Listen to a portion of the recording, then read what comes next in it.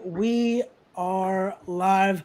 What's everyone? Welcome back to another edition of the Glory Dayz podcast. This is episode number 4. Today we are going from the doghouse to the world. I'm, as always, joined by my co-host here. He is the icon, Steve Monsta Mack. And today we have not one but two very special guests, as we have a true innovator of the game in the Grim Reefer and What up? the iconic Mr. Friday Night himself, Jay Lover. How's it going, gentlemen? Not bad. What's up, Ray? What up, Steven? What's up? What up, Reef? What up, Jay? What they saying? What they say? I prefaced this podcast with, and I was saying this right before we went on the air. These two guys right here are two of the funniest men that I've ever been around in any locker room, bar none. And two guys that, I shared a lot of time growing up in the doghouse. And King Mort, that's Bud Burns, in case you could see that. I know Reef probably can't because he's using his cell phone, but King Mort. There you go. How do you pick that? King Mort, what up? Reef, always abusing Mark Clemson. We miss you, giant doofy giraffe. Yeah, I miss him, bro. Guys like that I need around for material, That's what I'm saying. Like, yeah, this is going to be one of those podcasts where we try to get stuff in a certain linear fashion, but it's just not going to happen. Does it ever with this podcast, though? Negative. But real quick, Jay Lover. So, I've known Jay Lover going on almost the entire 25 years that I've been wrestling. We met back at Pedro's. But back in 97, you were already wrestling for what, like 2 years, 3 years? Like started the end of 92. Damn! So what is that? Yeah, 4 or 5 years. 30 years now you've been wrestling. Holy crap. You're 30 old. years. I'm an old fart. You old. Nah, you know what's crazy though? You had that, you had a deal where you took a little hiatus from wrestling and you got back in shape and you just like transformed. Like you weren't the Jay Lover that we knew from the early 2000s and 90s. You were this skinny, jacked up dude. Hold on, Kevin, shut your windows, bro. I don't hear that shit. That's a big thing, bro. I'm about to pull out of here.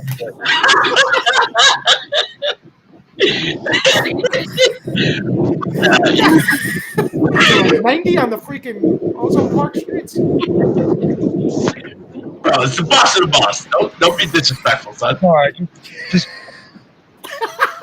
This is great. I love it. There it is. I love it. Oh. Yeah, so like I said, you came back, you were in shape, you jacked up, the best condition I've ever seen you in. And even now you're still in pretty good shape, considering it's been a few years since you came back. But how'd you get it all started? Like I know you had a hookup with your pops. Your pops had a hookup with wrestling at some point. How did that work out for you? How did you get into the business? So when I was 14, I think it was, I was like a 300-something pound brat chubster. Jason Knight always used to hang because he lived around the block from us, and him and my dad go back before I was born. They used to hang out a lot, and it gets to the point. I was in high school, and when my dad goes to sleep, Jason busts out the beers, and we're watching like him in WWF back in the day. My dad would wake up and say, "Jason, he's got school tomorrow. Get the fuck out of here." But I started going to Pete McKay's with Jason and this guy, Gorgeous Greg Starr. I don't know what happened to him. So we would go to those shows and some other local Tommy D shows, and until finally I started trying it out at Pete McKay's in the Lower East Side. Yeah, like I said, I was 14, but they beat the ever-living shit out of me, man. I was like, what? Yeah, I don't know if you ever been to the one in the, I think it's Baruch in Lower East Side, Pete McKay's. No, I was already closed by the time me and Key came around. So, Yeah. But for those who don't know, Pete McKay's downtown Manhattan. What was that? 14th Street around there, give or take. Houston and D. I don't remember. Those projects down there, but right next to the FDR. I know a lot of guys told me about it because, like I said, it literally was like maybe a year or two before we came around. and they, there's a lot of guys who came from that place. One of the most famous guys was Canyon. He started down at Pete McKay's, and a lot of our crew, guys like Magic, guys like that we all looked up to. They all came from there. And Dick Dudley was Alexander the Great there. Yeah. Devon was A-Train. There was a lot of cats there. Yeah, it was a spot back in the days. It was the Doghouse before the Doghouse. And that's how a lot of people, Herman, there you go, Warpath. Herman, what I need? I said I'm gonna leave. Yeah. No, I'm gonna leave. I love it. I love it. She's up. It's gonna be one of those, and it's gonna be all real fun. I love it. But there's a cool spot in the basement of this project building, and then next door they have this catering spot. I'll never forget. I'm not, Jason they always used to line up and chop the shit out of me.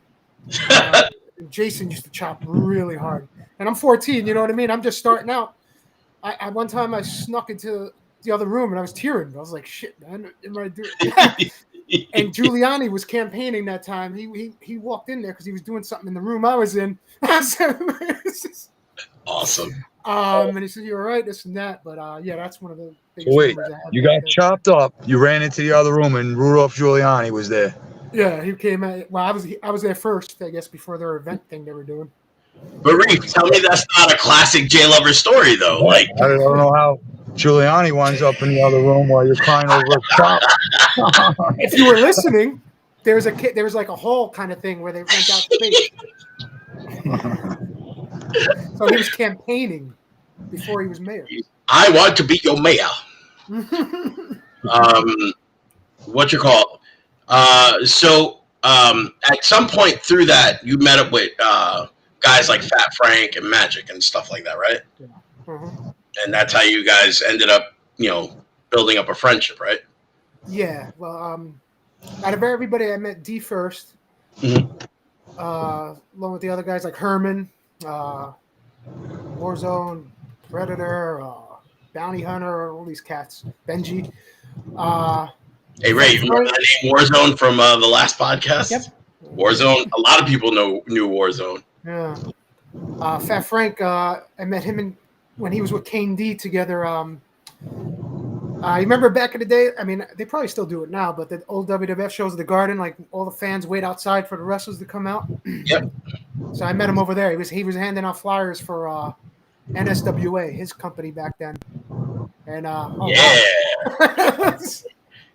wow, that's definitely how you do. Kev missed it because he's driving. But that was a nice picture. I'm actually driving by there almost near the old Doghouse in Ozone Park. I'm near right now. The old original one. Show it. Yeah, when you get there, show it. Yeah, when I get there, I'll show it. But yeah, no, I met Frank there. He was promoting that, and we hooked up. Mike Stone, yes, rest in peace. If he was around today, he'd be on TV for sure. Frank, so I met him outside the Garden. We linked up there. I was with my pops. He was promoting something, and my father we used to go in through that way because he knew, Arnold Scullin. He knew everybody back there because he wrestled in the 60s. So we met him there, and then I started after about I think 94. It was 94 or 95. I started doing his shows, NSWA in Lake Hiawatha at Gino's joint. And from there we became good friends, man. He loved my pops. My pops even made Pedro let Fat Frank commentate during a Pedro show once at Grand Street. Fat Frank always said he'll never forget that. It was, early. Two things. For those who don't know, Jerry's father is legendary actor Mario Tedesco. You've seen in Goodfellas, Rest in Peace Ray Liotta. You've seen him in Ghostbusters, Home Alone 2. Jerry J. Lover gets his acting chops and his wrestling chops from his father. Yeah. But his father's been in a ton of movies, and chances are you've seen him and you didn't even know that he had a connection to wrestling. But a mobster actor. He was like 350 pounds, but solid. And when I was bad at home, the whole neighborhood crack up. When I was in Astoria, Queens, he'd chase me around the block and catch me with the belt in his hand and everything. Big ass Mario would fucking chase you. That's some sight, bro. I would shit myself for days. I wish you guys met him, man. I wish you guys were able to meet him. Well, only certain few got to meet him. I know there's been a ton of stories over the years, and he's always been one of the guys that I wish I had a chance to meet. But he managed Homicide and Mike Stone. What's that? He managed Homicide and Mike Stone. Mike Stone's another guy that I hear a lot of stories about from D and stuff. But what we're gonna do now? Just play a quick little clip, something a little throwback for you. I think you're gonna pop for it.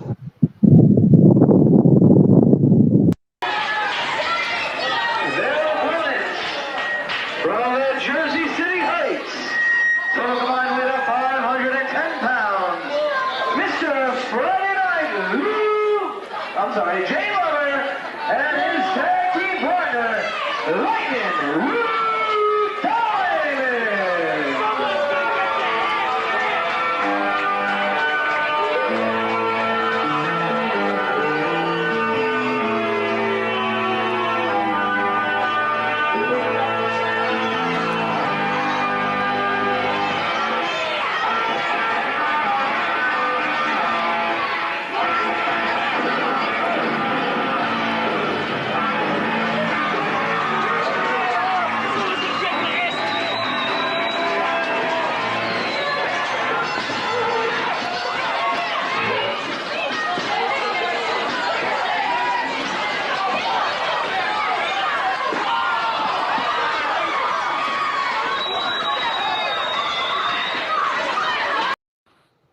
Wow.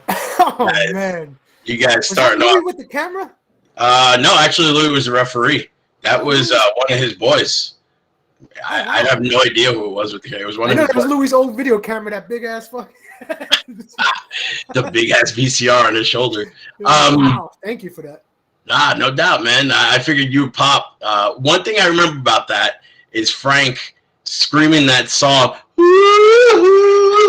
every time he knew he was going to play it. You know what I mean? I was trying to get clips of "Be My Lover" because that's always one of my favorites. You know what I mean? Yeah. But I figured that Gypsy Road, right? Gypsy Road. Yeah, Gypsy Road's another one. You know what I mean? Wow. It was too big. It was too big for Mace, because even by then Mace was like about 190, 195. We lost Reefer somewhere. Hey, listen, he's called Grim Reefer for a reason, so hopefully he'll come back. That gave me goosebumps, though, man. Seriously, bro. Like, man, let's get turn back time. You know what's crazy is, so like when I was looking up things, and Ray, I don't know how much you know about old JP, but the reason why I picked that clip purposely, besides the Fat Frank part, was because it was pure indie, where he was Mr. Friday Night. Luke, oh shit. Like that used to happen so much on the indies. And the worst part is they were the main event that night. It was Jay Lover and Lightning Lou Diamond against Big Unit. You know what I mean? That was the main event. Unit. Friday Night, Lou. Oh, damn. I love that because that just sounds like an indie show. Dude, I've seen it happen. Louis, love you, Louis. Times. It was so awesome. What up, Louis? What's going on, bro? What do you like, Louis? But and the one thing, like I said, Jay Lover back in late '90s, early 2000s, JP, he really was part of the main event scene throughout the whole time. It started out wrestling, but then it became more of a hardcore style. I won't say death match because it's not a true death match, because you push the limits, you push the envelope, but it wasn't like today's death match. So it's kind of it's more like ECW. Yeah, exactly. So and barbed wire and thumbtacks, mousetrap, and it was, but Jay Lover had the most heat at the time. He could always get people to hate him. People would spit at him and throw water and popcorn and all kinds of, and the craziest shit. Jerry would be smiling, doing his sprinkler dance with "Be My Lover" playing, and the people would just go nuts. They would hate him. But then, they loved him so much that, like, when the time was to be so he could be a good guy, they loved the hell out of him. It was a lot of people who were behind Jay Lover. Those were good shows, and it was monthly too, sometimes twice a month. And that's been wow, yeah. My first match there, I'll never forget, was Homicide. that was a brawl. Man, yeah, I have so many memories there. Holy crap. Dude, JP is, I mean, you guys created the whole aura of Charity Hall and the insanity that came with being in Charity Hall. And the crazy thing about it is you guys all knew how to wrestle, but you did violence so good. You know what I mean? So, like, as me, Moff, Key, and all the guys that were coming up, Dixie, we were coming up. We saw you guys doing the stuff. And, I mean, we're only a couple years apart. It's not like, Reef, there you go. What the hell? But as you guys were coming up, you know what I mean? It was like, you know, all right, well, this is what we got to do to keep up. You know what I mean? This is, and then once CZW came, it kind of like threw things off because they were just going way over the top, you know. But, yeah, Jerry, what were you going to say? No, I mean, no, they brought in the weed whackers, everything like that. Yeah, they went nuts. They went nuts. There was a time it was JAP versus CZW. Remember all that? That stuff? Yeah. I mean, it was a crazy feud. It was North Jersey versus South Jersey, and it was like, who's going to take, you know, the crown of the ultra violent kings, and that was all CZW. It changed things into how JAP would become, you know, using more strong style wrestling. But I have a clip of one more clip of Jay before we get to Reef. Ray, you know which one I'm talking about already? We were just talking about how he had the barbed wire and stuff like that. Trust me, Ray's got the hookup right here. Well, see.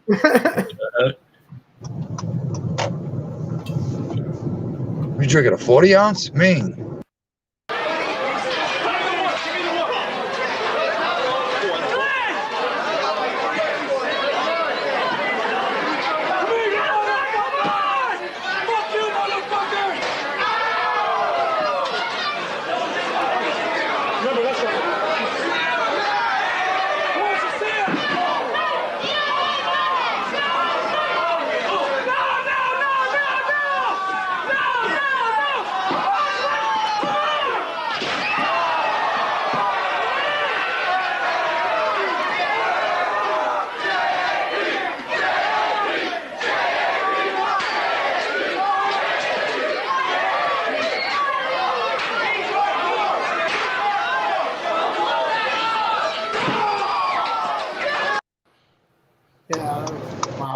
Like Brother Dom said, blood is better. And as loud as that crowd popped for that, right before that, you guys did something. I forgot what exactly it was. And the crowd was even louder for that. There was a lot of cursing, so I didn't really want to get too much cursing in it. You know what I mean? The barbed wire went right up my ass right there.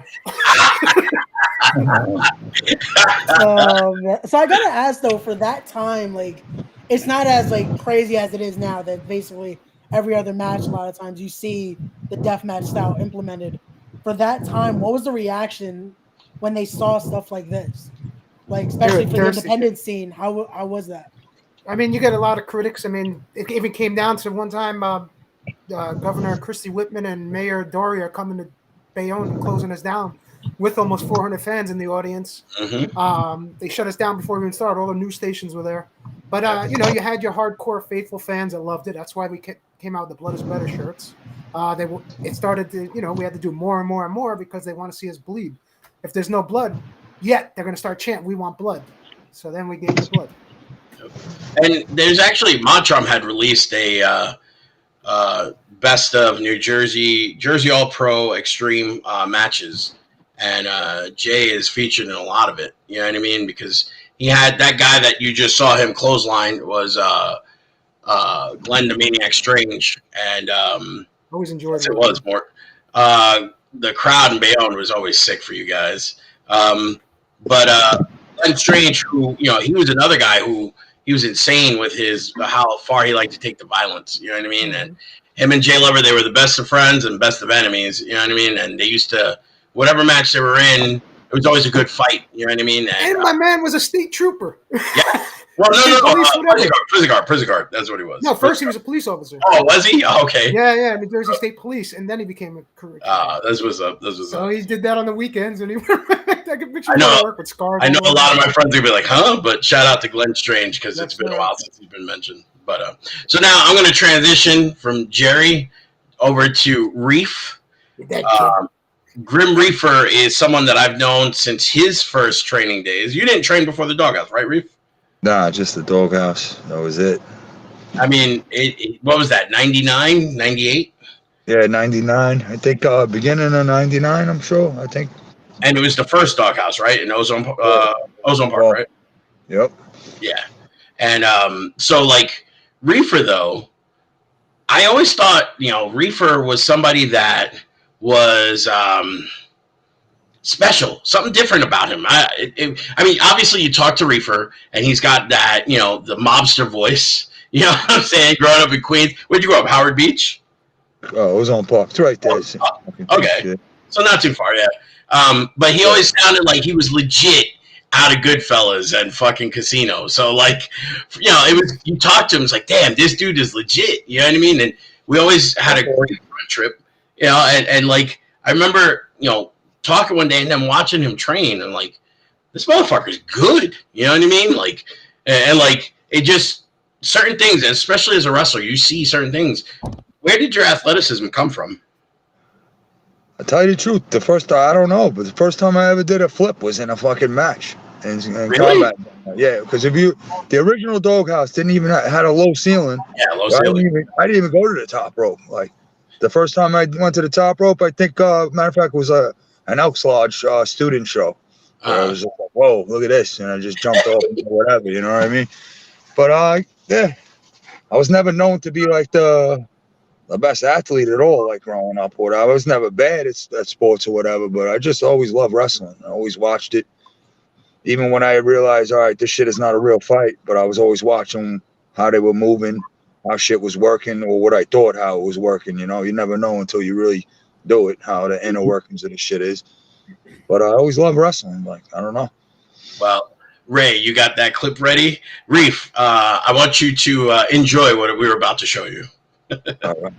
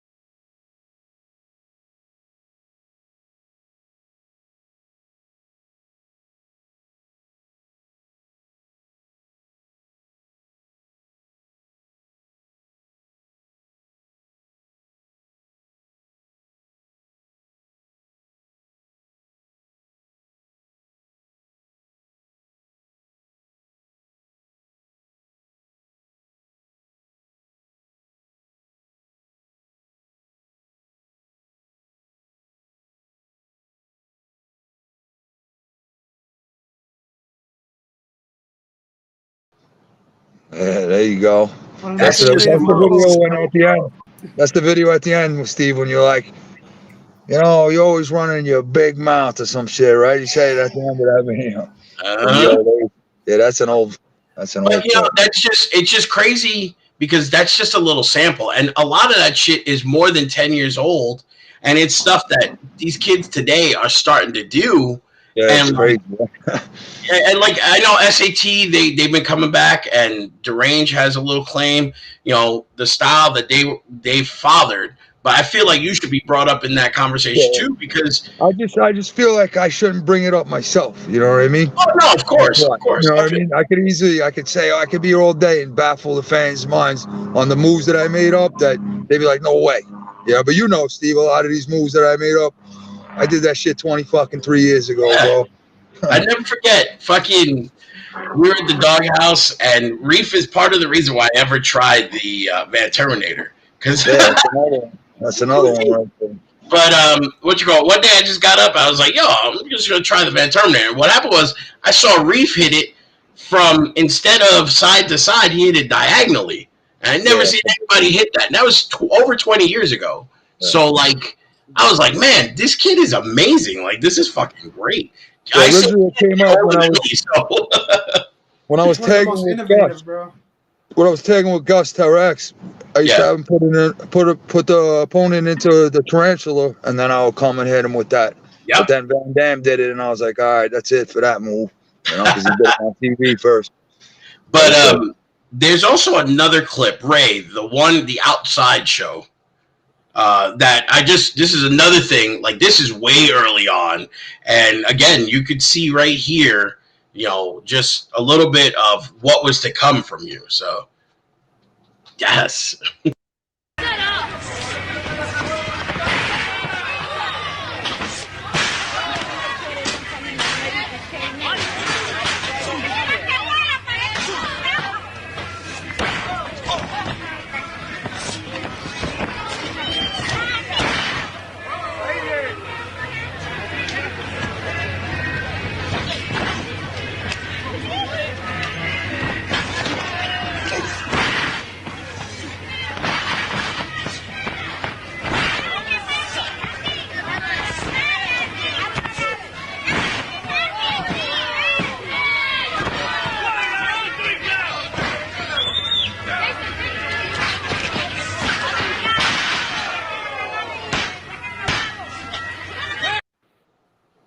Man, that feels like 2 lifetimes ago, man. So back in the days in New York, and I'm sure other places too, but in New York, that's how you paid your dues. You did outside shows, outside of schools, outside of block parties, whatever it was. If someone could set up a ring and it was outside, that's how you got, you know, that's how you paid your dues. That's how you made your bones. Yeah, we were happy to pay our dues, man. That was like a treat for us. 100-degree weather too, with sun beaming down. The ropes would be melting and you'd get it stuck on your skin every time you hit it. But you know, that was your chance to show people, like, this is how much you want to do this, you know, and you didn't even care if there was 2 people there or 200 people, you know, just to sound the ring outside. Yeah, that's what people don't realize, bro. Nowadays, you get in a ring easily. Back in the day, it was just hard to even find. I was like in shock. I'm even next to a wrestling ring when I first started. You know, that wasn't. Now you could go wherever, but just the privilege of being in a wrestling ring meant something to me. You know what I mean? Yeah. Nowadays, it's like nothing. But and like the crazy thing is that kid in that clip that's with Reef, his name Mike Mayhem, and he was somebody that he had a lot of potential. He got a little burned because he wrestled low-key in Pennsylvania on a show, and then like he disappeared like the next month and never seen again. You know what happened? He was good with the match. He loved the match. It was just that I think Leighton wasn't happy that he was getting booked or whatever the case might be. Okay. I know one time Leighton really, he put him in a Boston crib where his knees touched the back of his head. I never seen somebody get knocked out from a Boston crib, bro. This guy was out cold, bro. He was like down like a pretzel. But yeah, I mean, that's just surviving the Doghouse. He didn't survive this shit. You know what I mean? It sucks because he did have a lot of potential. He had a good look. Sure. I think in the beginning stages, he helped me out a lot. I was like married to that kid as a student, like fucking wrestling on student shows every week, wherever. But we wrestle a lot of times. When NYWC, he was part of NYWC when it first started, right? Yeah, it started in a garage in Hicksville off 107, Route 107. It started up with the defective Doghouse guys that just quit or whatever. John Curse was cool. Curse. Who else was the original? Mike Mayhem. Yep. And I don't know if Pat Buck. The Rasta dude. Yeah, remember that dude? Yeah, he was part of that clique too. Multiple stab wounds. Remember that? And all those cats too, right? But you know, it's something that, you know, like I said, we all made our bones doing those kinds of block parties outside, and you know, it just, like I said, you could see that's over 20 years ago, and you're doing the snapmare with the flip through. People are just doing that now on the regular. You know what I'm saying? And you're doing it 20 years ago. And how much training? You didn't really have that much training at that point, right? No, that was probably year 1 for sure. Because that was definitely before 9/11. I know that for sure. With your low key gear on, that was Thug low key. Jay, what was the first time you met Reef? Do you remember? That was 99 at the Doghouse, right, Kev? No, probably like I know it wasn't the original. Was it the original Doghouse? Yeah, no, I think it was. Yeah. Yeah. Oh, yep. And you guys ended up forming, and you made your own faction, the Family in JP, right? JP, and then we did Team Jersey in the Doghouse. That was before JP. Yeah, it was around the same time we were Team Jersey. Yeah, we were Jersey first, I think. One thing, we were always a clique throughout all these years, like one way or another, from that to BQE to all that stuff. I mean, and the cool thing was, because we all went to the Doghouse together, it was like we all were family outside and inside. You know what I mean? Like, we all brought the best out of each other. Or at least I thought we brought the best out of each other. We always made sure that whatever match number we were at, we always, stole the show or tried our best to steal the show. Yes, BQE, Chris Barton, and King Mort, the fam. Reefer was like one of the best barbers there were. I remember going, when I had hair, I'd go to the basement after a show, or he'd bring the clippers to the show, and he'd shave my head right in the Doghouse, give me a fade, whatever. That's what's up. We all know that one guy like Reefer who could cut hair, roll the tightest blunts, got the hookup.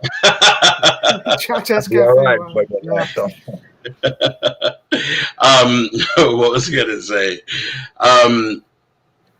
Now, Jerry, one of the things that I always remember, about you is, like I said before, your ability to get heat and get people to either cheer for you or boo you hard. You know what I mean? Where does that come from for you? Because I know where it comes from for me. For me, it's like, all I got to hear is someone call me fat guy. It's like, all right, cool. I'm going to diss your moms now. You know what I'm saying? Say that again. So you got the ability to get the crowd to really cheer or boo for you, depending on, the situation. Where does that come from inside of you? Like, what's the motivation? Man, that's a good question. I don't. It depends where I feed off the crowd mostly, but it depends also what's going on, what angle I'm in, whatever like that. But I think it first started when and my second year in '93, this freaking little kid spit lungi right in my face. And I just snapped. I was like an instant heel, and I guess it started there, and and then also it could be where I'm at, like JP. It depends. If I'm a heel, I'm heel, and I could be a face in New York at the same time. You know what I mean? Mm-hmm. So I don't know. It's a tough one to answer. It just depends. The only reason why, because now that you're so into the acting aspect of life for you, you know what I mean? You have to find motivation to play, your characters. For those of you who don't know, Mr. J Lover has been in a bunch of top TV shows, including, what is it, Gotham? Right? I want to say the title correct. I don't want to mess it up. Yeah, Gotham. Yeah, Gotham. He's been in Blue Bloods. He's been in so many. James Corden in the face. What's that? Punch James Corden in the face. Yes, bro. Shut the fuck up! Remember that shit. That's one of my favorite things. But and so like I know you got to find motivation to play the character. So I know with wrestling, you always like had like this. I want to say as a chip almost, in that when you were angry, you could see that, like, were you being a heel? I mean, you could see that there was something that it came out in you when you cut promos. You know what I mean? And I think that's why a lot of people they felt it. You know what I mean? And the reactions, like of course, reactions that feed me more. And like the one time I was wrestling Magic at Jerry P in Shitson Park Ballroom. And it was packed in there. Like I was shooting snots at people. Yeah. And the cops had to come ringside because people were trying to jump the barricade. Someone threw a cup at my face. I threw it back, hit him in his face, and was like, I remember that. And so the thing, what I'm trying to get at is, I always felt like you had, being that you're Italian, and your father was who he was, and like there was also like that. I don't want to say mob connection, but it was almost like if there was to be, tryouts for a mob movie and they came to the Doghouse, they would have picked you right away, you and Reef. You know what I'm saying? And like, I always felt like, that's something, because I grew up in Bay Ridge and around Bensonhurst. So I grew up seeing a lot of mob guys, in the 80s. And especially that's the time of John Gotti and Sammy the Bull. And, so like for me, I was always enamored, with the mobster lifestyle. And, I always felt like, maybe there was some sort of connection there for you. I know for Reef, he grew up around those dudes. Am I wrong, Reef? Nah, you're right. Yeah. I mean, just we've talked about it before, but even if I never knew anything about you, just listening to you talk, like you could hear it. It's that that genuine Howard Beach, Queens, New York, fucking you know what I mean? If you watch Sopranos, you know what I'm saying. But and that's something between the two of you. I felt like you had that connection always, and I always I like seeing you guys together. And then you throw in Havoc from The Solution. Havoc, rest in peace. He was a quiet dude, but he was that big dude that you don't want to piss off. Man. He's the guy you send for the money, go get the money. Exactly. Eddie Clams. I felt like, the three of you guys together, it was like, even though it was only done one or two times, it wasn't done that many times. Reefer was Nino Gelato. Was that? Reefer was Nino Gelato. Yes. That's right. And Eddie was Eddie Clams. Eddie Clams and Nino Gelato. The first Papa Don. But we used to have so much fun filming those promos at that bar across the street from Charity Hall. You know what I mean? People don't know Bayonne was lit on Friday nights. Just picture like a GCW show in there, you know what I mean? That's how the energy was coming from that crowd, bro. It was like its own thing, Yep. For a while time that was Bayonne fucking. I was just coming along when they were already knee deep into all those shows, so they were already established. It was just something to watch, I remember going to those shows, seeing you guys throwing people through those walls. People weren't fucking, forget it, bro. Remember that shit? Yeah. Wall. Trust me. Squad, we had to, but see, that's the thing people don't understand. Back then, you had to do something to stand out because there were so many sharks in a good way. I don't mean in a bad way. Is that we were swimming ocean deep with sharks in pro wrestling. You had the guys like Reckless Youth and Don Montoya, who were the established Jersey clique already. And then you had us coming up. You guys were there. You guys are great. We were like, man, we got to stand out. It's not enough to just look like tough guys. You got to do shit to stand out. And, so we started doing stuff like The Wall. And then, we were wrestling guys like Dixie and Deranged and SATs and Lethal. And we were hanging with them. So we got to establish ourselves, be the big bad bullies, and then those guys came in, and that's for us how our stuff came. You know what I'm saying? So, but I was jealous of you guys because you guys could get away with playing a character. You're great wrestlers, but you could get away with playing a character in a promo. I don't know if you guys ever realized that. Where everybody's like, oh, we got to wrestle, we got to fight. And yes, I was all about we got to wrestle, we got to fight. But I was also always about we got to entertain, and I always loved having you guys on the mic, entertaining and cutting promos. You know what I'm saying? Do you have any promos that you guys, I know Jerry, we did one. Some of our best shit was from FTW that you'll never even see the footage from because I don't know what the hell happened to it. But we had some run. Me and Jerry as a unit over there, we were the fucking biggest heels out where we were fucking, forget it, bro. We had so much. We started getting crowds of 400 or 500 there every month. No names on the show, just the heat that we were doing from the show before. But that's all lost in space because I don't know what happened to all that footage, man. But we had some run over there. I'm sure the fans remember it though, and today when they see your guys' names pop up on a show, they're like, oh shit, remember the time when, you know what I mean? Yeah, it's all about channeling your real character and like they always say, and just amplify it, and having believability goes a long way. Because if you could somehow in your mind make yourself believe what you're saying and it comes off real, there you go. It's genuine, you know what I mean? But yeah, it's believability, man. Believability. I think we always had that at the Doghouse where we had that believability because a lot of us were what we were in the ring. It's kind of a bigger extension of what we were outside the ring. You know what I'm saying? Exactly. I know one teaming promo. with him, bro. There's always teaming with him, and he's one of my best friends in real life. Like I said, we always click. But I wish we had that footage. I mean, some of it's on YouTube with FTW, man. Once we get on the mic, bro, the way he rips on fans, it's just the stuff he says. That's what I'm saying. Before we were talking about Clemson. Yo, he used to abuse some of the shit. People are, they wouldn't handle it today because a lot of people are way too sensitive. And here we get fucking like called out. But and it's a shame because nobody understood that it was all entertainment. You know what I'm saying? Like, but he would kill Clemson, and we would stand by. It'd be a circle of like 5 of us: Mantra, me, Key. You know what I mean? We'd just stand by watching Reef and Clemson go at it. You know what I mean? Or like fucking Azrael. He would kill Azrael for days on the mic. I said though, but in the last one, I can't help myself, you know. But we did a promo one time, and this is like, it was for nothing because there was no TV or anything.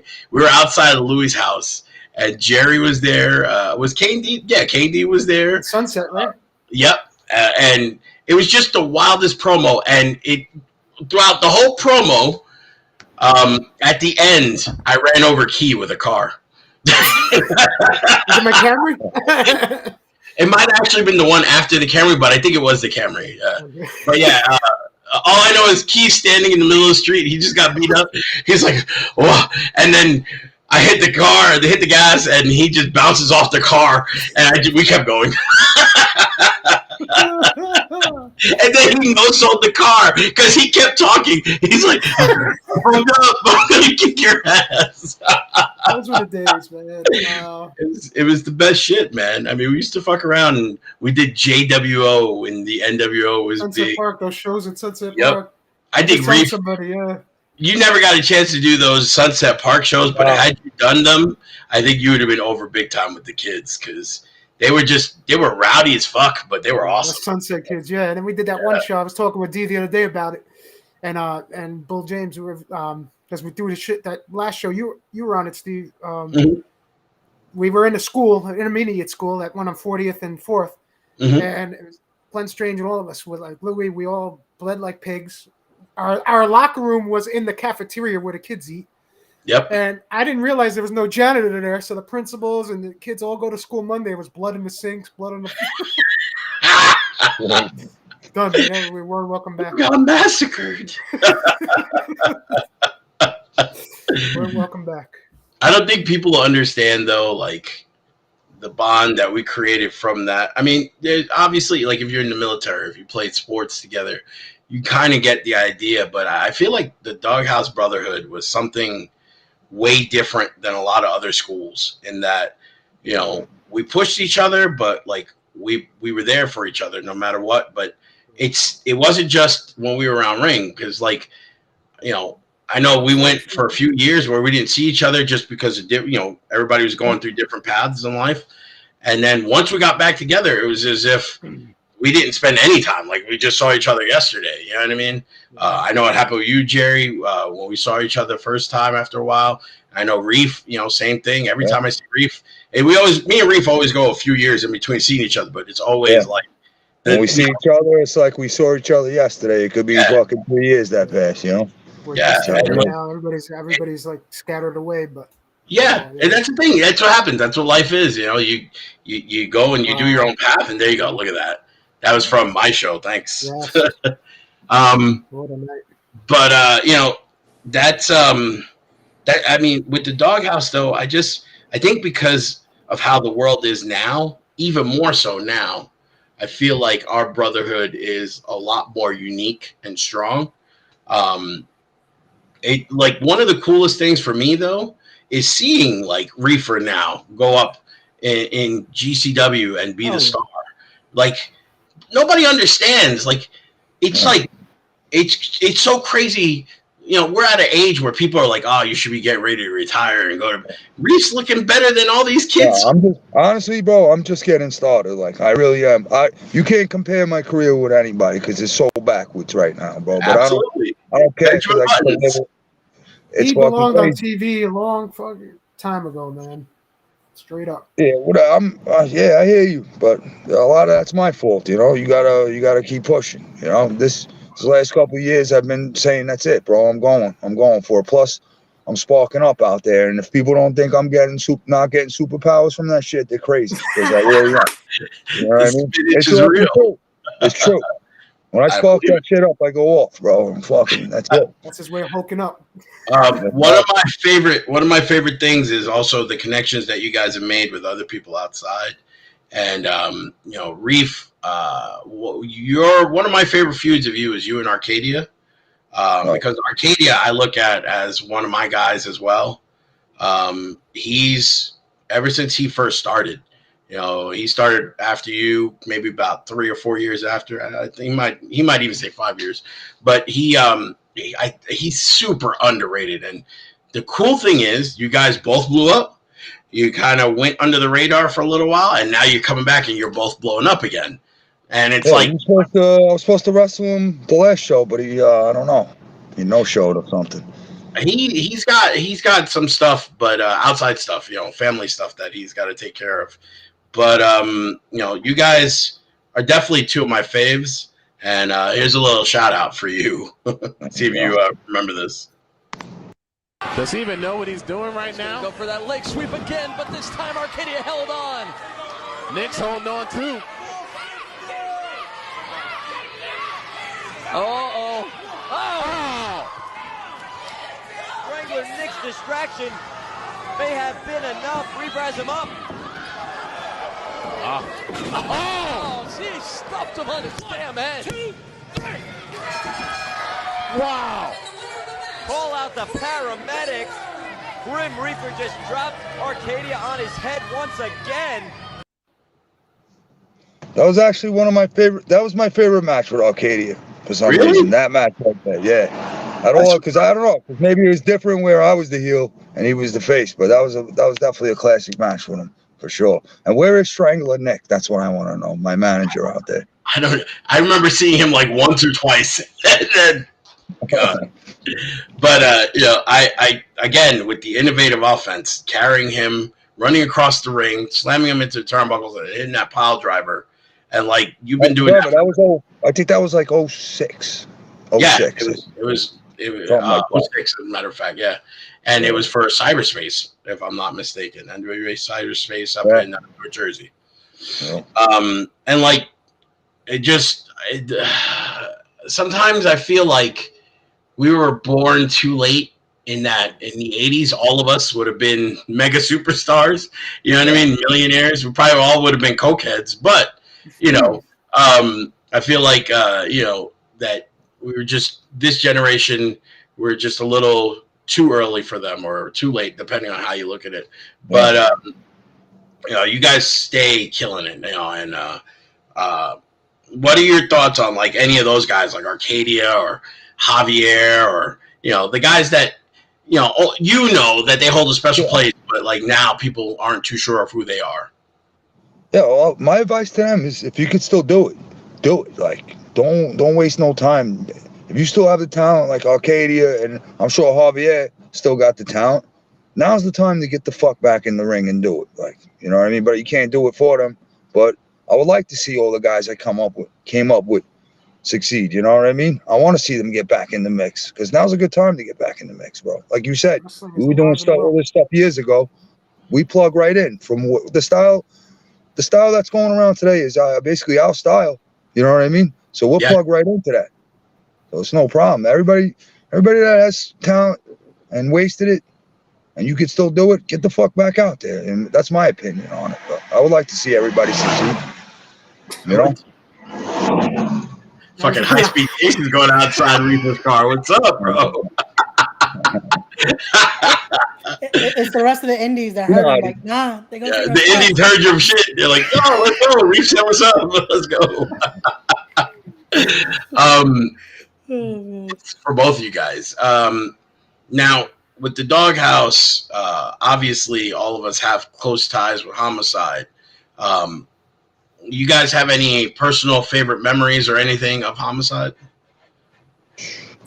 Man, that's a lot of memories to go through. It's like just hanging around, bro. Just going to the after parties, going to the bars after, just hanging with them, training. I met him when he was Latin Terror, and he was like 100 pounds. and Pedro's. And we just clicked there. And when I first had my camera, we would just drive around, nowhere to go, blasting my system in the car, and just, and it was always fun memories with him. He was the first. He was the first one. Like, he had instant success. You know what I mean? He was probably a couple years in it himself. Maybe in like 2000 when he was out, he was already going to Japan. He was opening the doors for us very early. You know what I mean? Without him, we wouldn't be around for sure. I think Pedro's at Grand Street, man. He took the first biggest bump I ever seen in that bodega spot. He was wrestling Harold Predator. Right, probably the first few months he was in the business, and Harold pressed him up and threw him. No mats on the floor, just tossed him to the floor. I was like, damn. Did he just get up and no sell it? Yeah, he did that Latin Terror. Ray, do you still have the picture of Latin Terror? I should have saved it on the system. We surprised D when he was on with the old school picture of Latin Terror, and he got all emotional on us about it. I want to hear the backstory. I had heard about it through stories like this. So I wanted to hear and by the way, Jerry, the Camry has been spoken of before on this podcast. Oh yeah, I heard. Camry has been shouted out, so that Camry is legendary. I don't know how I didn't. Damn, the car would drag it on the bottom and be like 7 people in the back. Like, Layton was in the front. I remember one time, you, Loki. Tim. Do you remember when Layton had Key sitting on his lap in the front on the FDR? Yo, oh shit! That was the legit clown car, though. Like, yeah, bro. Everyone had a spot, though.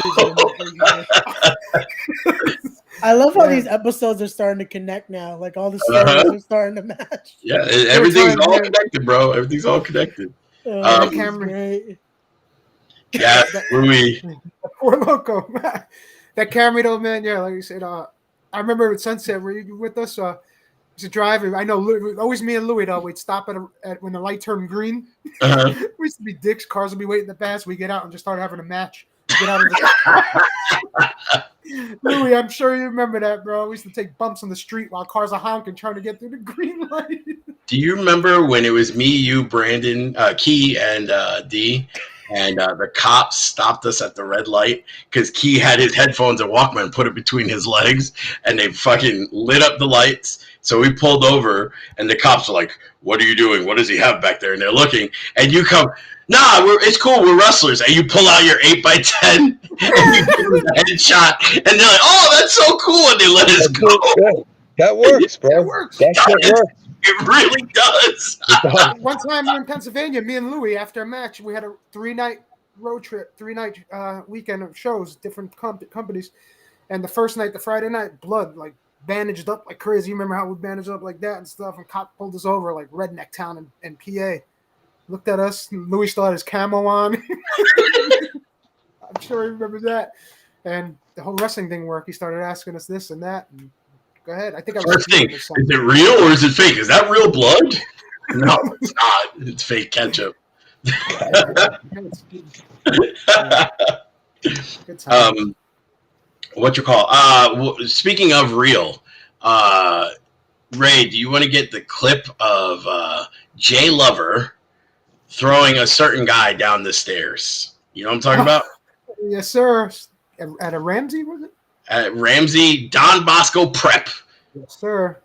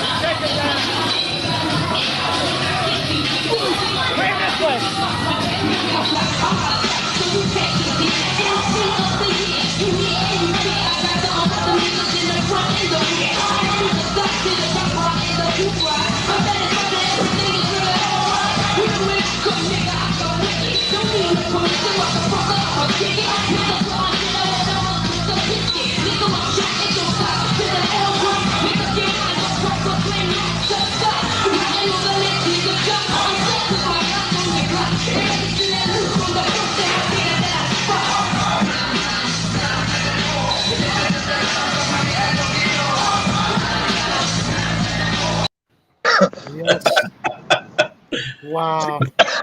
So like that was, yes, it was a great building. Yeah. That sequence right there, I wasn't supposed to fall down the stairs. We were supposed to do something. And it just so happened as I turned, I was like, oh, I'm going to fall down the stairs. I might as well just go. And I remember Jerry looking at me and like, what happened? Wow, I was way bigger there too, man. Holy crap. All of us were. That was fun. That was a fun one. All of us. But like, you know, this is what I was talking about before is like we all have a good time in the ring and, you know, do all kinds of fun stuff together. And a lot of people don't even realize a lot of times we're having conversations with each other, just making each other laugh. And, you know, I'm pretty sure there's times where like, I know Reef, he'll be like, yo, look at that Mo over there. And I'm like, what the fuck? You know what I mean? I definitely, he's caught me out there with stuff while we're talking. And like, you know, it's only stuff for us to really know. You know what I mean? Like, it's crazy that there's a whole world inside of what you're watching. And you don't even, you know what I mean? Just, it's like, what the fuck? One of the things, speaking of, because this is from the Doghouse to the World episode, Reef, I didn't know that you wrestled Jungle Boy. How was that? Oh, it was great. That was, I think it was the end of 2018. Okay. It was for Jack Sabbath or whatever, ICW. I don't know if Jack was still there, but I didn't know him from nothing. I know D'Amato was like, oh, this is Jungle Boy. He's good. He's Luke Perry's son, blah, blah, blah. But we hit it off right away. And we had great chemistry out there. I actually became good friends with Jungle Boy. Like, that's what's up, man. We hang out. Like, we became good friends. But yeah, him, Marco Stunt, I had great matches with. All this new generation that I've been wrestling. Like, it's great. I get to wrestle all these young kids and just test myself over and over. I just love that shit. Yeah, well, you know what's cool? In that match, got a little clip of you testing him, how we tested you guys. So, Ray, if you can, play Reefer's first and then Jerry's second. You know what I'm talking about? Because it's kind of similar.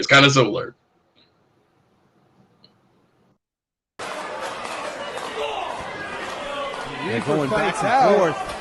Oh, boy. Oh, what could Reefer be thinking here? Oh! Did you see the guardrail bend? Ouch.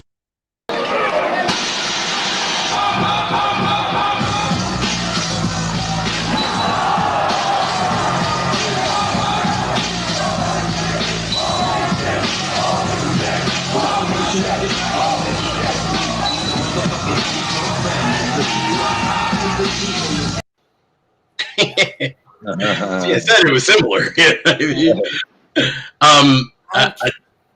So I know for Jerry's, Ray ate it the worst. I think Ray retired after he had one more match and then he was done, right? No, I think we started getting out of the hardcore for a little bit. Oh, okay, all right. I think I know it wasn't too much longer that he was done after that. I know we worked the Christopher Street together in a regular wrestling match, and then that was the beginning of the end. Yeah, that was the beginning of the end, though. He died in that, you know, because he had Moff and you landing on him, and he was like, "No mas, I don't need this in my life. I'm good." So how does this promoter thing run? Pretty much, yeah. But like that was the thing. Like we all had our ways to make sure. You know, listen, it's one thing to be cool, but in this thing, you know, we have to. A lot of people, and you know, correct me if I'm wrong, guys, but a lot of people need to understand that with the trust that goes with this, you have to build that trust. It isn't just given to. But you have to earn that trust from each other, and you know, if you could do that, then I feel like you know you could do anything. And so you know, every once in a while, you'll see like the guardrail spot, and I'm pretty sure. Once he took that and saw you didn't kill him and he had that respect, you got the respect from him that he took it, but he also had respect from you that you gave it to him and didn't kill him. You know what I'm saying? Does that make sense? Yeah, it definitely makes sense for sure. But I give him props for taking it before I knew I took care of it. He didn't really know, you know, but I give him props for that. He didn't have to take that But that's something that we all did to each other, you know. Yeah. I know with Jay, he put us through stuff, you know, whether it was chair shots or whatever it was back then, you know, that we took, you know, cane shots. We took everything, and then it was a sign of respect with each other. You know what I'm saying? Jerry, you agree? Yeah, definitely. It's you know. Louis making a lot of comments. I know you and Louis have a lot of history of treating each other. You know what I'm saying? Yes. He said, I used to live in Borough Park, Brooklyn, a Jewish neighborhood, a Hasidic Jewish neighborhood. And my brother, God rest his soul, man, it'd be me, him, Louis, everybody. We'd, you know, open the door, come here, like they run. And Louis just reminded me that we used to get out of the car and just bump, and they look at us and run. What was it? It was St. Gennaro Feast when you and he started in Starbucks, right? We just me and Loki walked into a random Starbucks. I suplexed him or slammed him or something. I think you gave him a body slam, and then you just walked right out. And he was there for a minute selling, and then he just got up and walked out. The whole place was packed, looking like, what the? Yeah, now you see all these young kids doing that shit, bro. You see them making that video doing shit like that. Notice that? That's the thing. We always said that we should have had cameras, because we had cameras. Forget it. We would have been viral before everybody else. Either that or at that San Gennaro Feast, like you said, we walked down the end of the feast, those big trailers that they have the bands on. Yep. It was me, Steve, Loki, Lathan, D, Tim, all on stage, and you threw Loki into the. We got like 500 people from the feast surrounding. And they caught him. They caught him. Wrestle. We bounce and we're like, "Where's Tim? Where's Tim?" Turn around, we're down the block. We're out of the feast already. We see the cops escorting him out of the feast. Everybody's cheering him. He's like, that Loki sounds like a fun guy in these stories. Right? What happened? Wonder where he went. Reef, you had a few matches with Key, right? Oh, forget it. Yeah, in the beginning, I had Loki the beginning years, which I think is worse than fucking. Yeah, we had some wars. We had some fucking wars.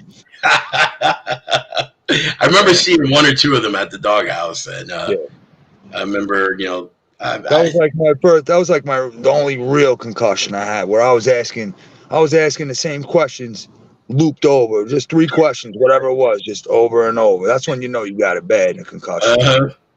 If you have like a 2-minute memory, for like 24 hours, that was bad. We had some rough fucking wars. He gave me some of my first ones, but we're family, so you kind of expect it. So you just kill each other, and that's the other thing. Like, we'd be up at the Doghouse till 3-4 in the morning, hanging out after a show or after a trade. You never know who would be there 3 in the morning. You know, exactly. Somebody would be there. Exactly. You know, 16. I was just gonna say it would be pulling pranks. Jerry, what time is it? It's 3:60. Oh no! Pop, pop, pop, pop, pop. D had these sharp ass nails and just claw me. I'm like, get off of me! I'm sitting down, I'm ready. I'm just like either playing a video game or watching something or whatever. Anyway, just jump on me like. It would be Jerry. What's that on the wall up there? Jerry returned. 3-6. Oh no! Oh man! I remember like Reefer used to come in because Reef had a good job, and he would come in before work. He would come to the Doghouse, and it would always be like you'd hear Reefer, and you'd be in the ring or somewhere, not in the office. You'd hear his voice and be like, "Oh shit, Reefer's here. Let me go say what's up," and then he would just disappear. It was like he literally poof. It's like, what the fuck? Wasn't Reefer just here? Am I tripping? Which exits? It was always weird like that. You know, it would just, you'd hear somebody's voice. You're like, yeah, that's what's up. Let's go say what's up. And then it just gone. I remember one time, Lathan had rented it out to, what was the Chinese? Well, yeah, he would do the Backyarders, but he had the Chinese lady. What was her name? Chinese wrestler. Oh, I think I know what you're talking about. She used to be like a dominatrix, and she rented out. He rented it out so that she could beat. I remember that. That video is on YouTube. I seen that recently. I swear to God, it's on there. I was like, "What is this?" I was like, "What the hell?" You see everybody you see there. I'm like, "What is this?" There's definitely some weird shit going on there. I don't. Bro, the craziest shit was I was sleeping upstairs. Sky Sahoya. There you go, Louis. Wow. Sky Sahoya. I was sleeping, and Lathan's like, "Hey, Steve, there's going to be some training going on. You could either be a part of it, or you could be, off in the back. Don't, just don't be on camera if you're going to." So it's like, all right, well, fuck it. I'll go down and see what's going on. And I see the guy. He's like wearing like trunks, and the girls they're lotioning up, and then all of a sudden the one just kicks him right in the fucking face. I was like, oh, okay, that's what's up. I thought they were learning how to wrestle with Lathan training them. Nope. He paid to get his ass whipped by the two girls. I was like, okay. So then they were like, you want a ring announce? I was like, okay. That was wild. I don't think people will understand, like, what are your guys' memories of the Doghouse? Like the greatest memories that you have? Oh, forget about it. There's so many. I remember the Carlton Banks incident was good. Remember that? Yep. That was the best. I remember we were doing. Remember Team Jersey, and Bobby Lombardi comes on the microphone and says, "You're not from Jersey. I have your ID right here. You're from so and so." He gave my address on the microphone. Yeah, Bobby would blow up everybody's spot. Bobby's favorite tag team. I was like, "There's that gimmick." Street. Yep. Bobby's favorite. He would when they were out there occasionally he'd become the third member of the Christopher Street Connection. Remember that shit? Yeah. On the ring and he'd grab his stop sign or a chair and that was it. Somebody was finished. Shit out of you.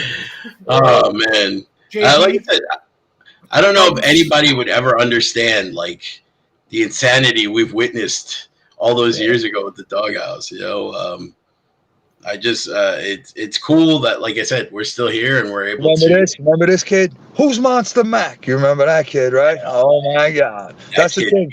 Like these kids, they didn't know they were like making their own death sentence sometimes with the stupid mock shit that they would say and just put themselves in a hole like everybody else knew. But Steve one time had a freaking forget about it, bro. Those were like shit like that.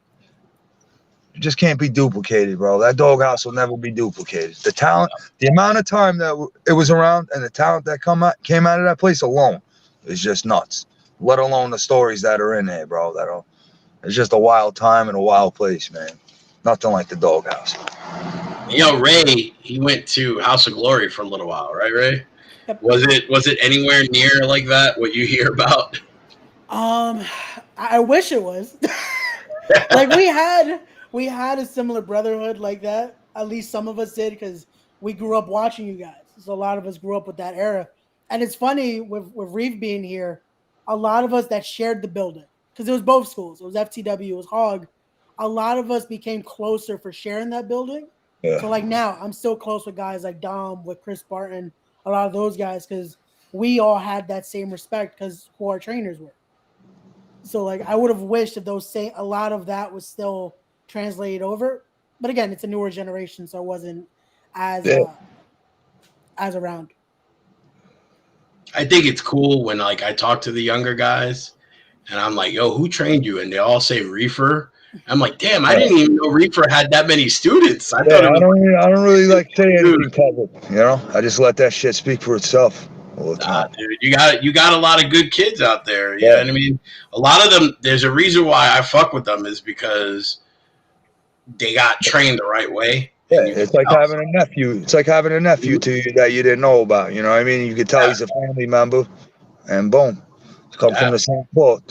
It's so cool. Like I said, like the first time, Chris Barton told me that you were his trainer, and I was like, shit, that's what's up, And it was like you could see him and see someone that's a big dude and he stands out, but he's got the respect and just the way he moves around and. He's one of those quiet dudes, but he's cool people. You know what I'm saying? Yeah, for sure. He's one of us. I try to make all of them like one of us, Mm-hmm. It's cool for me. Like I said, I see so many guys that are like, yeah, Reef taught me. And I'm like, shit, I didn't know he had so many students. You know what I mean? When is Jay Lover going to open up his school for acting / wrestling? There you go, Jerry. You start today. Give me some advice. Yep. I mean, I think if anything, you should hook up with a school, and this is just my personal opinion. hook up with a school to teach people how to be more invested in their character and more in their promos. Because anyone can get the wrestling down. That's not a hard thing, especially today. But learning the psychology of a character and being the character and learning, the little nuances that make the character stand out, the details and how to make them come to life. I feel like that's where you would be awesome at it. You know what I'm saying? Yeah, so, definitely tell a you story. should definitely, see, what's up. You ever thought about that? No, I never did. I mean, I get the itch here all the time now, man. Like, I did your show. I mean, these past couple of years, though, it with acting, wrestling, everything, it just really losing my brother. Then, the whole pandemic stuff. I'm still trying to get my full motivation back. You know what I mean? So, I see you it on felt the good road to do your show. Huh? I see you on the road a lot too. Yeah. I've been going to shows. Like, I've been going to Outlaw, checking them out, and took some good shows, and they give me the itch, man. I'm just like, damn. Yeah, I heard Reefer ask, huh? Jerry didn't leave his house for like 3 years with the pandemic. Yep. And one day he was like, "Oh, it's a whole new world." That shit was crazy. And then he went to a wrestling show the first time in Mad Long, and then he gets COVID.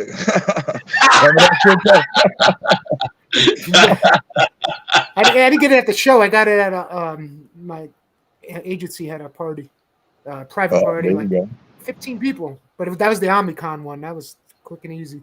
The first one, I lost 50 pounds in 3 weeks. Yeah, you went on the COVID diet. Yeah, it's so weird how some people get messed up with that and some people don't, right? That's crazy, right? Yeah. I'm down, Louie. Yeah, that's definitely. I'm not fully done yet. Ooh, I'm not no Burns body. Yeah, me and Louie, definitely. That's in the plan. I think time for me to make another graphic. I think Titan should hold that though. Let me know. I'll talk to Titan. I'll do that. Yeah, but I would do that. Yeah. Reef could be. I don't know, Reef. What do you want to do? Do you want to wrestle? Or do you want to be around ringside, fucking around? I'll be around ringside, fucking around. I think you should do commentary for that match. I was gonna say, let me and Reef. I'm doing commentary lately. I'm trying to fuck with that a little bit. Should. We do have a freaking big history, bro. That's yes. Wow. I'm all for it, man. Listen, you guys know, no matter what, all the guys that have helped me out or done anything, or I've been around in my wrestling career, or at any point in my regular life, I always try to repay it at some point later on. And, Jerry, you saw, like, I didn't even hesitate. Once I knew I had the show, I was like, I wanted you were like the second or third person I hit up. And it was only because I had to, call somebody for Titan. You know what I'm saying? But, like, you were like the first guy that I called on my own. I was like, I need to have Jay Lover on. You know what I mean? And there's guys that, I always want to have around. And you two definitely, like, Reef, I was surprised that you showed because, listen, dude, like, you right now, like I said, you're one of the most popular guys in GCW. And, to see you and, like, Dickinson there, it meant a lot to me because fucking, to me, like, whatever people want to think about me, if they think I'm somebody or not, to me, I'm not. I'm just fucking Fat Steve. That's how I look at myself. You're one of my best friends in this business. You think I'm not going to be there? You know what I mean? Especially I didn't have a match that day. For sure, I'm going to be there, That's how it is. I love seeing you. That's true friendship, though. That's what it's about, man. Like, we have each other's back no matter what. And, like I said, I'm always trying to make sure that I have the people that I enjoy being around and I love talking to. And that's the shit, man. We could talk about anything. It don't matter. We're talking about wrestling and old memories now, but we really want to do this like a 3-hour episode. We could just sit there and talk about fucking whatever. Yeah. Like holding Burns' pocket, like this. Like said. Hold my pocket, son. You got to start showing those clips, Steve. Yes, we need to have a whole segment of Burns. Real quick laugh. It's wrestling related. We're at I think it was an ICW show at Elks and Queens Boulevard. Demolition were on it. Acid smash walk. Ow! Burns throws a bar of soap on the floor. They both look down and look at him, and he's standing there with his pocket out. Burns is like, I think he dropped something. They're like, oh, that's not mine, bro. What was that, a Gino show? That was at Gino's fucking place? CW? That's so funny, man. They did it for Too Cold, and they started talking about for almost hours after that. Bro, we used to go to Burns' house after shows, and we'd be there till 8 in the morning, just watching TV. And like we used to record, like we'd point the camera at fucking the TV, and it'd be like Star Trek, and we would do voiceovers. And it would like somehow, like I remember one time we were watching Charles in Charge, and the mom, she did something where she was like, let me do it. And it just came out perfect that Burns was like, I give great head. And we just, 6 in the morning, we just fucking died. We woke the dog up. We woke his mom's up. We just fucking died laughing so hard. I give great head. I wish we still had that on tape, man. Layton, I think, still has all that stuff, though. Yeah, Between Layton and Louis, because Louis has a lot of it, too. Yeah, for sure. That's what we definitely need, is to have Louis pull out the a lot of people are asking for that footage, man. I go to these shows and a lot of these people are like, yo, what, you got any Doghouse footage? I want some Doghouse footage. Mm-hmm. I said, I don't know. You got to ask Layton, bro. It was a special environment because you had the empanadilla man. He would give, he'd sell his empanadillas. It smelled great throughout the whole place. You had, what was Bobby's boy? The big dude? Huh? Oh, you're talking about Paul. Paul, yes. Remember we used to collect the soda machine. Vending machines, yes. Bro, let me get a Yoo-hoo. Okay, I got you. Give the Yoo-hoo out. Like it was such a unique environment in the Doghouse. And I don't think if you get hurt and you see JD and he'll freaking stick his thumb so far into your injury, like, oh man. I have a bottle of white flour somewhere around here too because of JD. What about JD attacking me that time in the ring, bro? You remember that? Yeah. JD was an older dude. He was probably like in his 50s. I knocked out somebody on accident, and I'm over there trying to like wake him up, sort of, Here comes JD, full karate mode, fucking boom, jumps in the ring, fucking karate pose, coming out. I fucking powder out of there as fast as you can fucking blink. Herman was in there too. He went after Herman or something. Oh my god! He took it personal, bro. JD was cool peoples, but he would have those Vietnam flashbacks. Yeah, exactly. He was over. He was over ready for action. That guy. He was just fucking ready to go. That was a tough ass 70-year-old. It was like Steven Seagal and Leslie Nielsen in one. He should say, "Here, choke me." His neck would be like, you can't even put your hand on him. What about that Chinese girl? What was her name? That Bobby used to. Remember, Bobby put her in a full Nelson once. She asked him, "Who was that girl? That Chinese girl. She used to hang out. She wasn't a wrestler." Oh no, you know her, bro. Julie. Yep. Julie. Oh yeah. Remember when Julie fell down the steps all the way? Yeah. Oh, the wood steps, bro. The steps of the locker room, and we were all downstairs, and all of a sudden you heard. Got about gaps on those steps too, boy. Remember when Louis fell through? Louis, I'm sure Louis, if he's still watching, he remember. Louis fell through the steps, but he didn't it wasn't like a normal. It was a cartoon fall. It was like a friend fall. The stair broke, and he went straight down, but his legs got caught, and all you saw was his feet dangling. It's like, help me!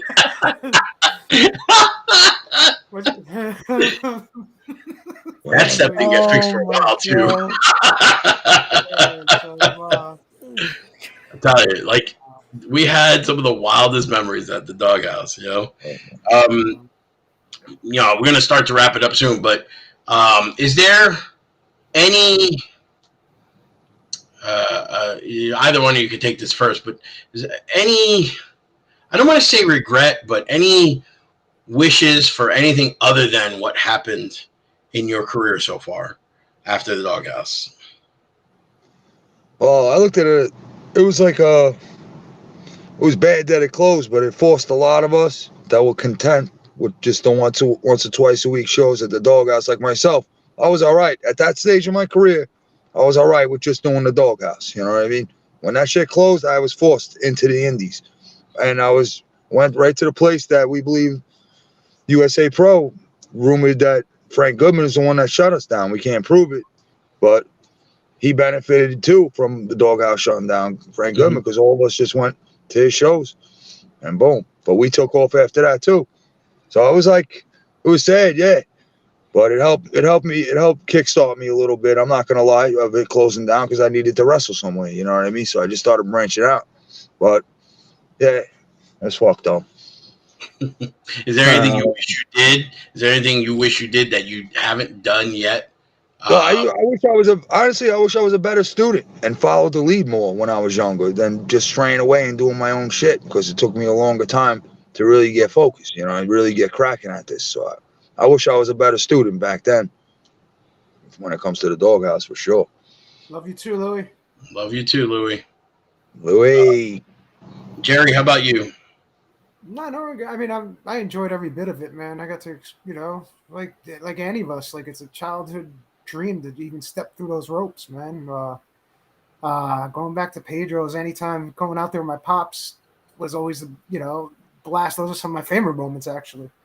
Even though he was tough on me. And then working with all you guys and I'm not no regrets. I'm happy with everything. All the whatever 15 concussions and so on. I'm happy with everything, man. I had a blast. I was like an adrenaline rush, and yeah, no, it was all good. I never, you know, I didn't expect to go to TV or anything like that, but I expected to just have fun with that crowd, man, and just always have a blast. If I knew they were into it and they went home happy, I was happy. So you did your job, right? Yeah, exactly. So that is the majority of it. I was happy with everything. The only thing that and there's nothing you can do about it because it's life. The only regret that I have is that some of the guys that have passed,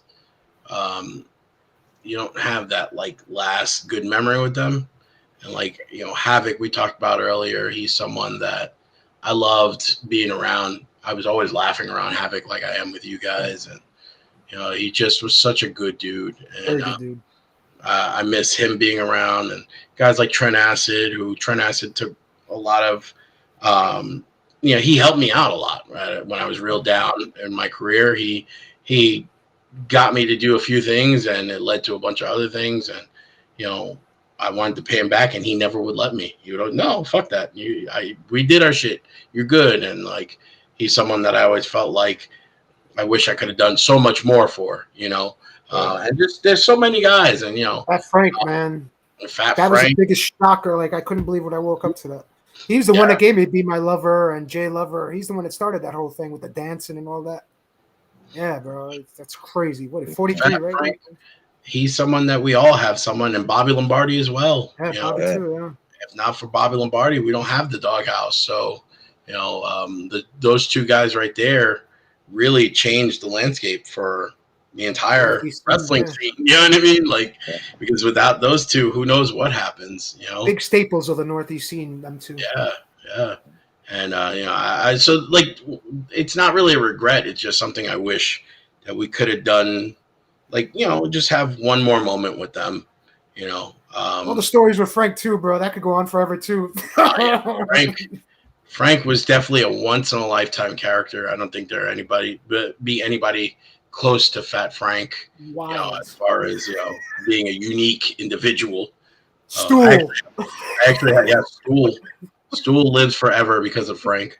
I actually have a picture of Frank hanging on my wall downstairs. Apparently, you know, appropriately, it's in the bathroom because that was Frank's favorite room in the house. So, but yeah. Oh man. That's him. Real quick Fat Frank story. We're at the JP school in Charity Hall, and I go back to my car, and it smelled so bad in my car. I was like, "What the hell is that?"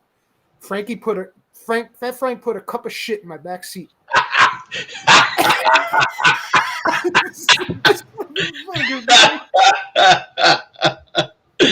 Shit in the cup and put it in my back seat. I couldn't get that smell out for days. The shit in the cup prank was the worst. The worst. I know one time me and Frank were watching Reefer, and Reefer does this one spot where he goes out the corner and turns around and spins and kills the dude with this stiff lariat. And Frank goes, if Reefer would have hit me with that, I would have broken my fat.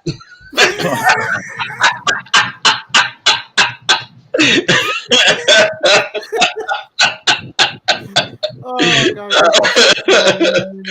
You know, it's like that you can never forget someone like that. So, you know, Is there anything you guys want to shout out before we take it home now?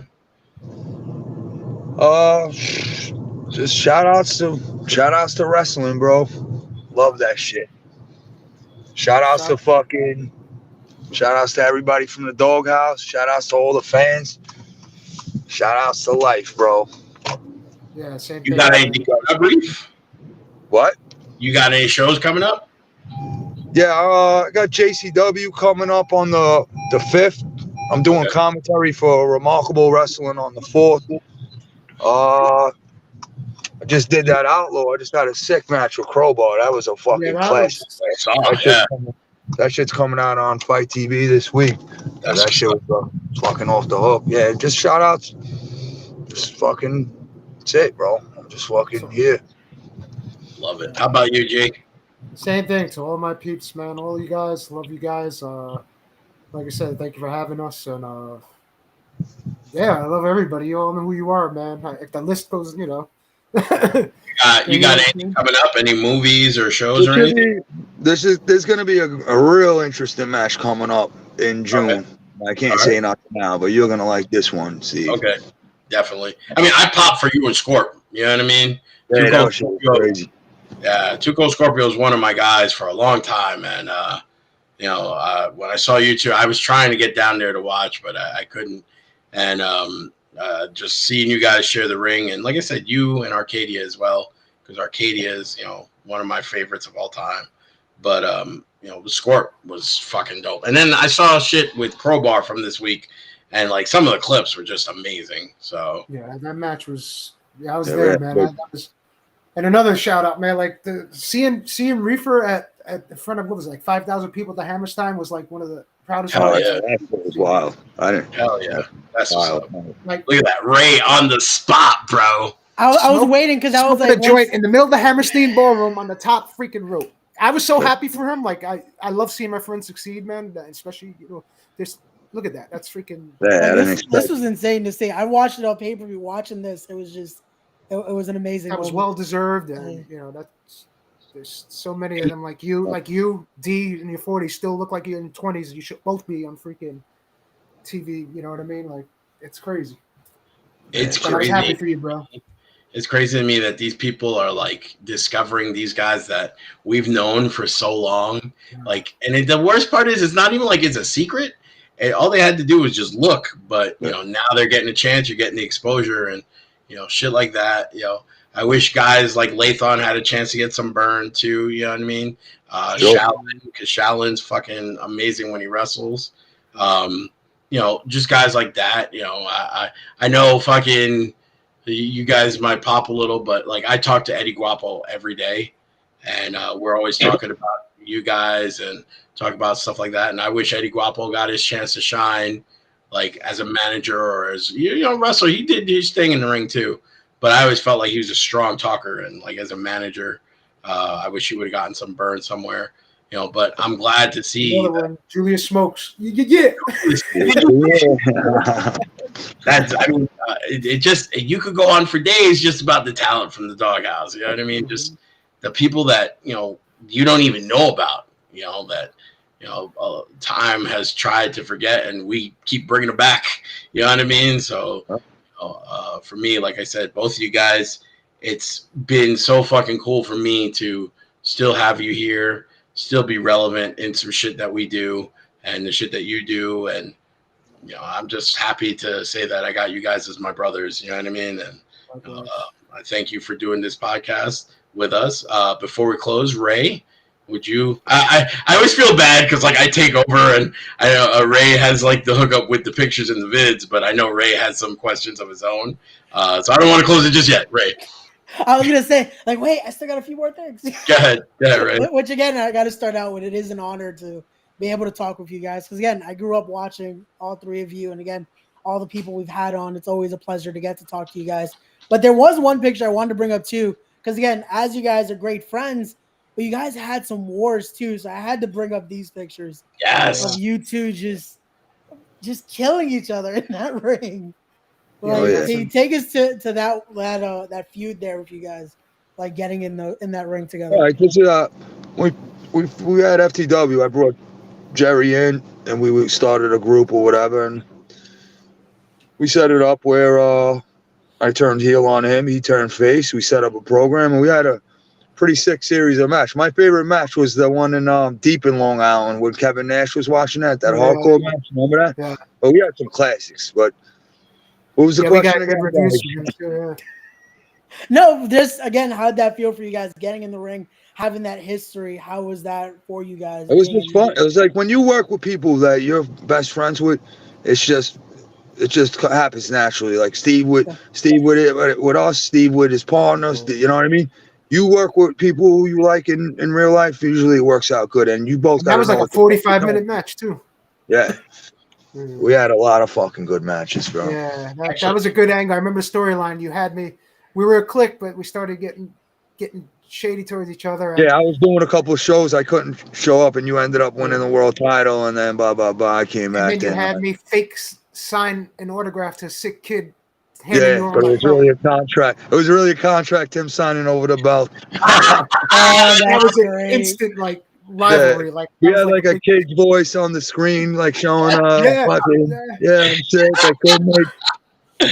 Amazing. And then I snapped, and then I became like a super face, and he became even more of a monster heel. And yeah, that is amazing. Well, a lot of people know I could be a real good heel, bro. But these days I can never.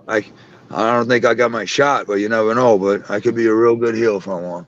Given this right situation, I'm pretty sure anything can happen. It's just, listen, man, you're someone that people respect, both of you guys. But you know, for Reef being on that national stage, you're someone that they respect because they see you as one. You're the underboss. You know what I'm saying? Like underdog, underboss. Well, underboss. There you go. But you know, the whole thing is too. You know, you smoke weed with them. You're the kind of guy that after the show you're hanging out with the people, and they know that Reef is one of the cool guys. So like it's hard to be. The same thing with the Hit Squad. His Squad was hanging out with the people after shows, and it was hard for them to boo us until Moff let his inner bully out, and you would get at them. It's hard to boo us unless we want you to boo us. You know what I mean? Well, we're the streets, bro. We're the fucking streets. You know what I mean? It's hard to boo the streets because they're the streets too. It is. It's funny, Jerry, that you said you guys went 45 minutes.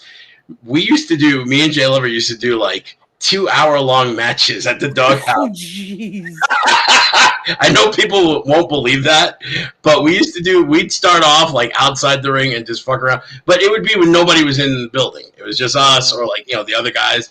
And then in between the match, we'd fucking start like somebody would pretend to pick up the fucking, the vending machine and throw it. J-Train would sell it. You know what I mean? Like it was like the craziest shit, but it would be going on for like 2-3 hours. We'd do this nonstop. And everybody was we were just on another level of idiots. Yeah. It was awesome. Oh my God. And we had matches too. We were kids with no parents watching us. That's what we were, bro. We were just running wild. That's exactly what it was. Yeah, we did that one match, Jerry, that we went an hour, and we both had jugs of water that we came out with because we knew we were going to go long, and we were swimming in the ring by the end. Yeah, definitely. And that was such good, perfect like storytelling and psychology. Like we got the fans into that whole time. And that's what I was showing last time with D, because it's hard to find some of that Doghouse stuff, but D had a ladder match, and the crowd sounded, I mean, what do we fit? Like 120 people, 150 people, the most in the Doghouse. But, D's climbing up for the title for the ladder match with Papadon, and the crowd sounds like it's 1,000, 2,000 people in there because they were just so hyped. And it wasn't wrestling fans. It was just people that lived in the neighborhood. And they were coming, and then they got used to it, and then they got, we made them wrestling fans. Yeah, it was a family thing, neighborhood thing, and you guys were loved there. We were loved there. It was respect and love, and it was a really cool deal for us to be involved with. Sure, definitely. There's one more pick I got to show for Jay here, because I want to know how it felt to be in this match. Again, at that 25th anniversary, Monster Among Men for the show for Mack. How was getting in there with this match right here, Jay? Getting in there with Magic, with Crazy Ivan. Burns was running around the ring. How is this again? Like so much history in that one ring.